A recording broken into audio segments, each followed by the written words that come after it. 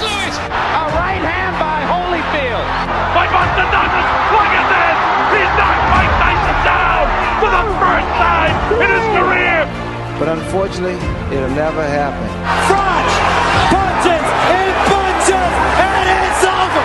I think it's going to be over. Aguayo in big trouble against the ropes. I have to say there seems an element of genuine hate between these two, Ambrose. For sure. I don't hate the man. Just imagine if you bought a ticket. Stop it, Frank. You can stop it any time. Castillo's in trouble. Weak steps in, and the fight is over.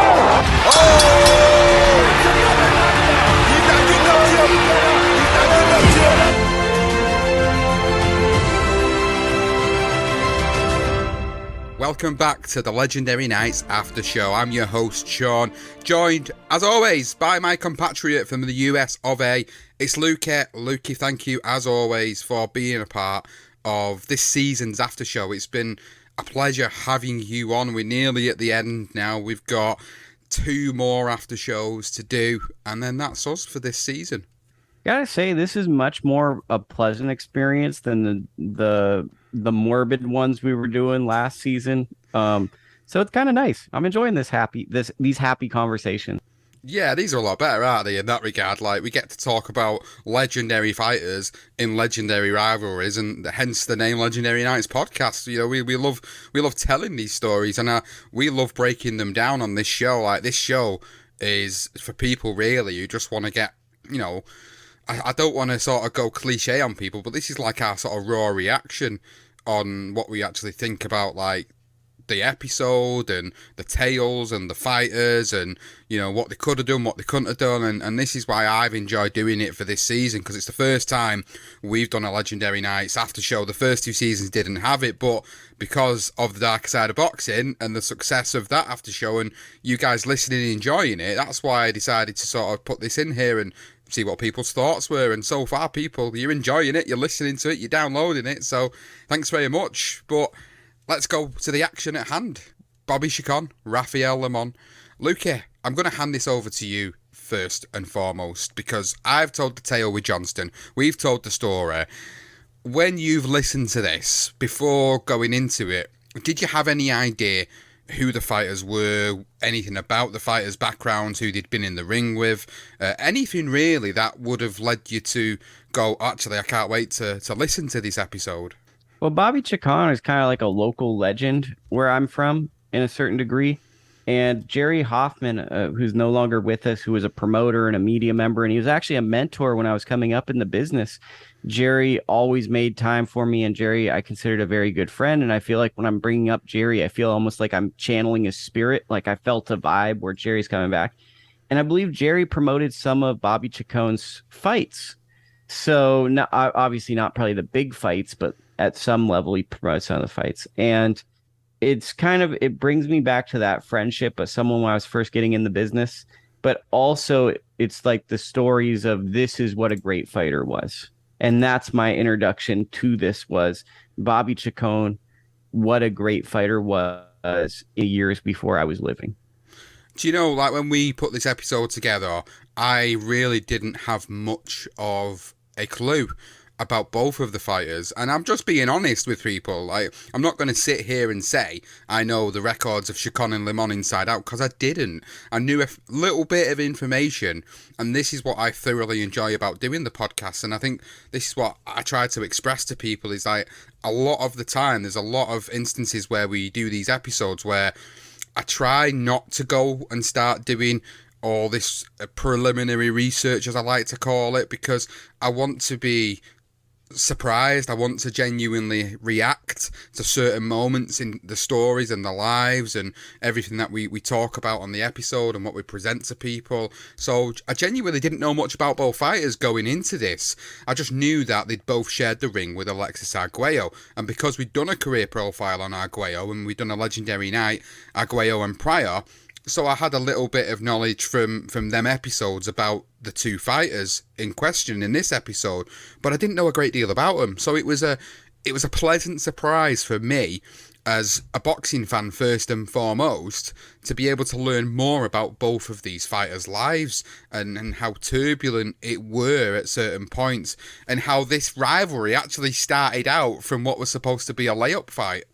Well, I think that was the most interesting thing. The modern equivalent, I always do modern equivalent, would this be Abner Maris, Johnny Gonzalez, if that fight kept going, like if we got a rematch and that was a good fight and it kept going, like it just, I guess this is, I say this a lot, but this type of fight is why we tune into boxing for some of these matches we think are mismatches, because every now and then we get a Kambosos Teofimo Lopez where it becomes the moment because the underdog overachieves. And I feel like this is one of these moments where it's like, okay, this is the origin of this great fight.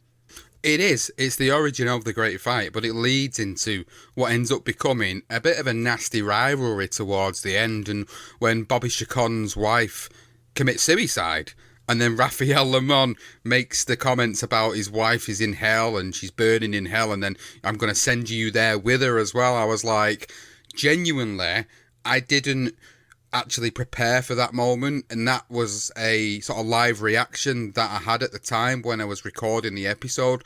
And I purposely do this because I don't like to, yes, obviously we prepare for the episodes, as people know, we put a lot of things together for the episodes, but I genuinely try to not go, it's like reading a book. Like, you wouldn't read the best parts of the book first and then start reading the whole book through.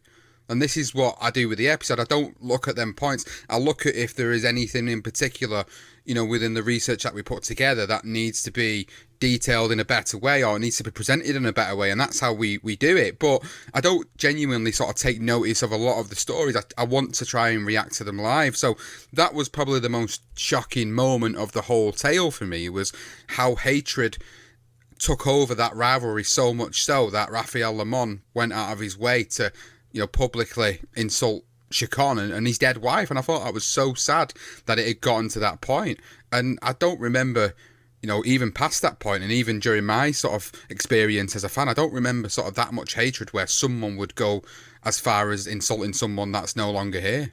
It's kind of like the opposite of what boxing is now, where fighters are pulling out of fights for mental health reasons. This is like the exact opposite, where it's like, I want you to have mental health issues, and I'm going to further your mental health by just saying some mean and nasty stuff while you're grieving. But Chacon actually goes on to fight. When his wife commits suicide, he still goes and fights. And I found that quite amazing. And I suppose it's each to their own as to how you interpret them actions that he took at the time. Was it the right thing for him to do? Well, obviously he felt it was the right thing for him to do, and obviously his wife's brother felt it was the right thing for him to do at the time. But I look back on it and I think, oh my God, if this was my life and that was my wife and that had happened, there's no way I'd be able to continue on at that moment. And that just goes to show, like, where Bobby Chacon's head was in terms of his quest for glory. And he was that focused on trying to achieve greatness throughout his career that some of them moments he wasn't able to live in, he wasn't able to grieve in at the time. And he just carries on. And I always look back on that now after recording the episode and looking at it and going, oh my God, how did he do this? It's like, how does somebody mentally do something like that? Boxing is the hardest sport in the world. Your wife's just died in tragic circumstances, but yet you're going to go in the ring and get punched in the face. Fun fact, I'm almost positive, and you guys probably stated this and I forgot, at least one of the fights happened in the Memorial Auditorium in Sacramento, California, and I'm nearly positive someone who was like a mentor to me, Don Chargin, promoted this show, War a Week, and this was the fight of the year bout. And Don actually was the guy that when I first started covering boxing, he was the mentor to Paco Presents Boxing, Paco Damian. Paco basically was a mentor to me on coming up and learning a lot of the ropes of the business. So it kind of like, when looking back at this fight, I feel deeply connected to it because this is one of the biggest moments for someone that's connected to my life kind of in the boxing industry. And it's great that it has that effect on you, Lukey, and it's nice that it brings back memories in a certain way, because obviously a lot of these fights were before my time, and I'm certainly sure they were before yours as well, and we didn't really get to see the best of these until later on down the line. The benefit of hindsight, the benefit of the older people, the older generation being able to tell their stories about this rivalry, and obviously the limited footage that's available. I know that first fight, there's absolutely nothing there. There's nothing out there. Like, we scoured and scoured and scoured the internet. I couldn't find nothing on that very first fight, that layup fight. So we really could only go off the descriptions of people that were there. So it does entail a lot of pulling of articles from various American newspapers to be able to actually source a lot of that information, which, as you can imagine, is a very tedious job to do. But this is why we get all these fantastic quotes and these great descriptions of how fights went down that not necessarily are available to see on the internet. But, you know, going back to do the story itself and how the rivalry escalated, we talked about the tragedies, we talked about, you know, one of the fights, I think it was the last fight, and I could be completely wrong, I'm just going off memory, I think it was the last fight that was for the world title. Yeah, that was the one I think I was referencing. That was like the world title, and it was the kind of fight of the year type bout, and it was just a crazy like a barn burner. And I almost want to say, no, I'm positive it was a 15-round fight as well. Yeah, you're right. It is. See, you know, this is the part of the rivalry that I think I enjoyed the most, was the whole lead up to it. I mean, Johnston really revels over these fights. He says it in the episode. You know, he's quite vocal about how much of a, you know, great series of fights this is. This particular episode was actually his inspiration. He, you know, Johnston wanted this episode in this series because of how good of a rivalry he believed this was, and then putting the research and chronological order together of it all, and you get this great story. And I think the biggest thing for me with this is it's a forgotten rivalry. Chacon and Limon is a forgotten rivalry, and it's sad that absolute amazing rivalries like this, much like Floyd Patterson, Ingemar Johansson, when we was talking about that not long ago, you know, these rivalries just get completely overshadowed or forgotten about over the course of time. And it's why we like doing the series. It's like why we like doing these types of episodes. And Chacon Limon, 4 fights, it certainly is another great rivalry in boxing that I think needs to be re-looked at. And again, we talk about documentaries. We were saying this the other week about how a big production company should come along and put like a big production together on rivalries like this, because I think it would make for an amazing fully fledged documentary. 2 thoughts. Both had really awesome nicknames. The Schoolboy and Bazooka, like pretty awesome like fighter names. And another equivalent of this series is like in WWF, there was a rivalry between the Ultimate Warrior and Papa Shango when I was a kid. And it's like a legendary rivalry, but I feel like it meant nothing to anyone who was an adult. But as a child, it meant so much to me. And I feel like this is like the ultimate, you had to be there for that moment to understand just how awesome this was. We can understand it in hindsight and look back on it, but I think that living through this was probably pretty darn special. And that's why I brought up the Ultimate Warrior versus Papa Shango, because if we go back and look, it's not that awesome anymore. But as a kid, it really tapped into like something where I'm like, oh my God, I'm so scared. I suppose that's how you interpret it, isn't it? Like, you've interpreted that particular rivalry in WWF as a kid, and at the time it was the best thing you'd seen. And then looking back on it now, and you think, oh, well, this is not as good as what I once thought it was. I don't get that with boxing. I feel like it's a bit of a reverse situation with boxing, because you get these rivalries like Chacon and Limon, and as I said earlier, I didn't know a great deal about the rivalry and about the 2 individuals involved in it, and to be able to then go back as an adult, you know, under full comprehension, to be able to look at it and interpret it in the way I think it should be interpreted in, which is it was an amazing rivalry, is fantastic. And I love this part of putting episodes together like this, because, you know, we look at the modern era and we have a lot of negative things to say about the modern era, about how boxing needs to change A, B, C, D, E, and F, the full alphabet. It needs to change a lot of things in the sport, and I know that's been like that for a very long time, but we don't get to appreciate the history of it sometimes until you really go into the depths of it and you really research the stories and put them together, and then you realise how much rivalries like this meant to people.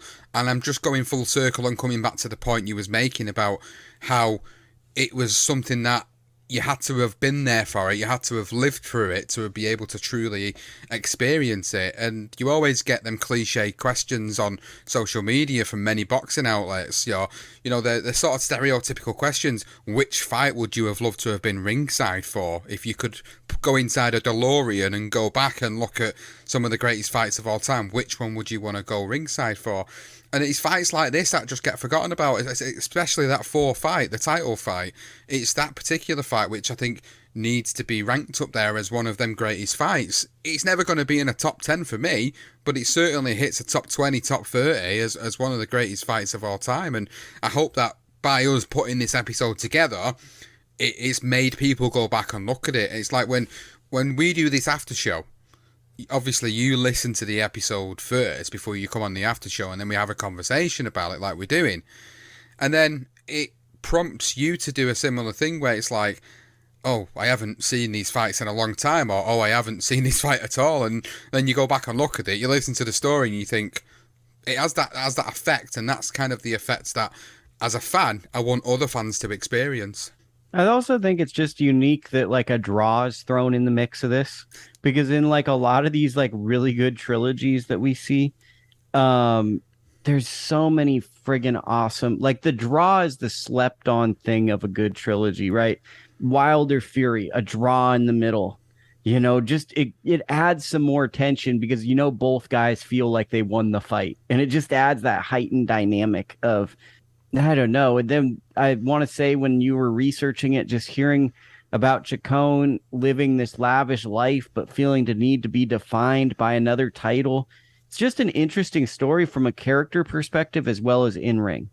It is. And that's what I love about it. And that's why, like, when people, you guys listening to it, and I'm directly speaking to our audience, like when you guys listening to it, like we get feedback from people who'll say, oh, it's a great episode, or it's, I never knew this, or I never knew that, and that's exactly the effect that we want, because like I've always maintained, I'm not no boxing expert. Yes, I maybe am an amateur historian, so to speak. I have a few podcasts.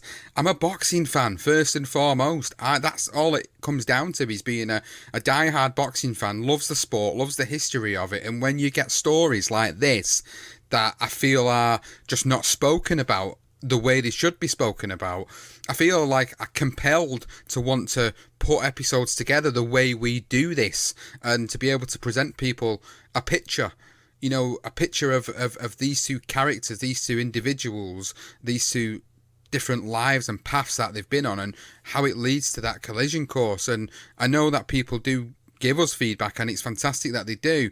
But I know there's a lot of people out there that listen to it and then go away, and then they look at the fights. And, you know, Johnston always says with rivalries like this, you know, one night you should just go back and look at all the fights, like back to back, and then look at the story of it all. And then it all kind of really fits nicely into the whole narrative of what we've tried to explain to people. So I'm glad that it does get perceived that way by yourself, Luca, and also a lot of the other people that do listen to us as well. We really appreciate, you know, you actually giving us that feedback and you understanding sort of what we're trying to achieve here. Is there anything in particular from this rivalry then that, I know you've mentioned a few things, but is there anything else in particular that stands out to you learning from what we've put together? For me, the big thing about this is Bazooka wins the first fight, and then he gets the intentional headbutt that leads to the technical draw.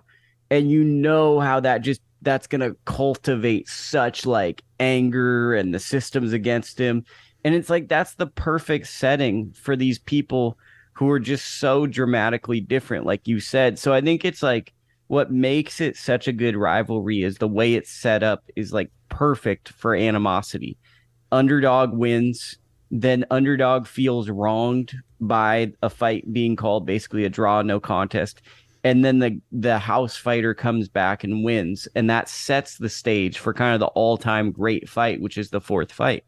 One of the supporting cast in this particular story is Alexis Arguello. He fights them both at different points of the career.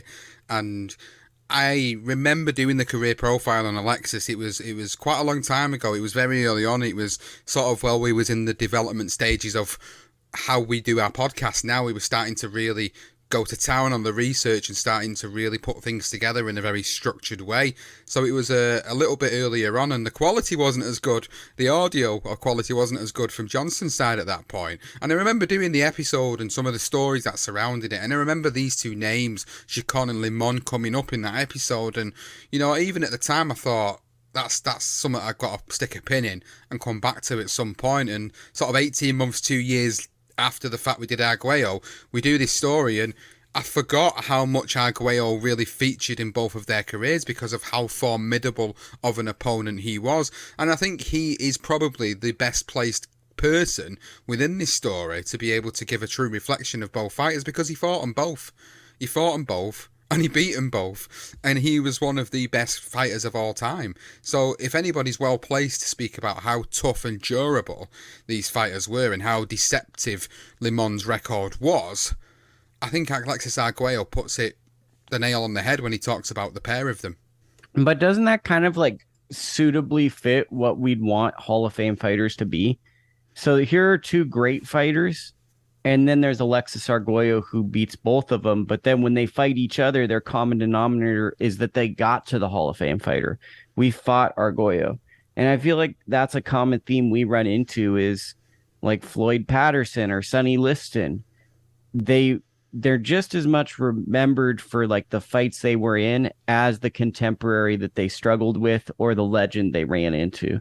And it's kind of interesting to see how kind of there's certain fighters that leave such a footprint in the sport of boxing that they can't be ignored. And it's like Alexis Arguello, as you said, he's the elephant in the room. You can't tell this story without bringing up the fact that he was someone who fought both these guys. What I'm interested in finding out is really a finalised summary from you about what your overall perception was on hearing the story of Chacon versus Limon, and the tales, the fights, obviously the stories, the tragedies, everything that surrounded this whole tale. At the end of it all, how did it make you feel? How did you feel as just a listener, a big boxing fan like you are? How did it make you feel going off the back of listening to that episode and then having them thought-provoking moments that makes you look back on things like that? Well, for me, this was a deeply personal story because, as I said, Jerry Hoffman had been involved with Bobby Chacon and Don Warwick Chargin, who basically gave me my start in the business along with Paco Damian. So for me, this will always be a twofold story. It's an interesting study of how you can never take any opponent lightly, because this seemingly fight that was supposed to be meaningless turned out to be probably Chacon's greatest rival of his career, which basically tells you any opponent at any time could be your arch rival.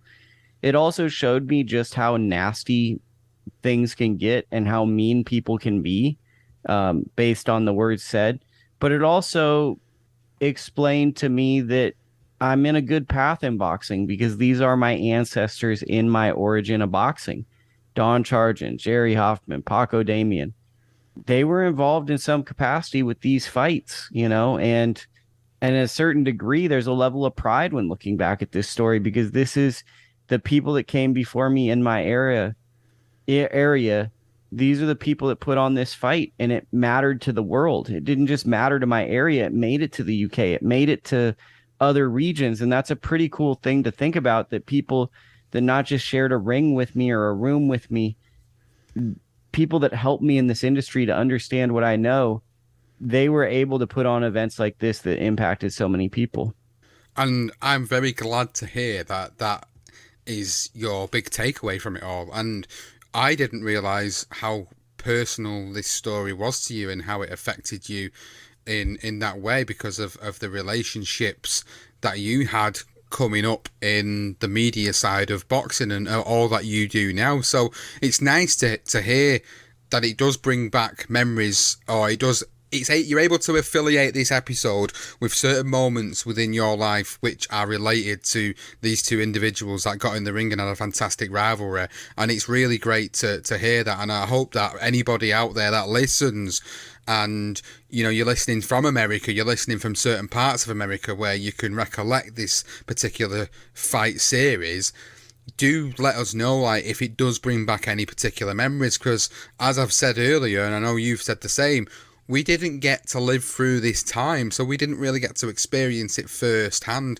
We're like third-hand information gatherers, you know, looking at the hindsight aspects of it, looking at the text of people that were there at the time. And obviously you had more of a benefit than I did, having met people and been around people that had been involved with certain fighters that are involved in this story. So it's nice that it's come across that way to you. Finally, for me, I just found a rivalry that I never really knew about, and that's the greatest takeaway for me, is like knowing the names of certain fighters in the sport is one thing, knowing that they were world champions is another thing, but being able to understand and appreciate their stories, their livelihoods, their backgrounds, how it affected their lives going forward in the aftermath is something that I genuinely appreciate as a boxing fan, because it makes me feel a little warm inside. It makes me feel like, you know, boxing wasn't always the way it is. Boxing actually was looked at in a different light in different eras, and people look at this sport in different times. And, you know, it just goes to show you how much people love this sport. No matter what tribulations come out of it, people love this sport, and they love it because of moments like that. Well, I also think, like, just to piggyback on that, boxing is a reflection of the world. So like right now it's like we're in this big power struggle.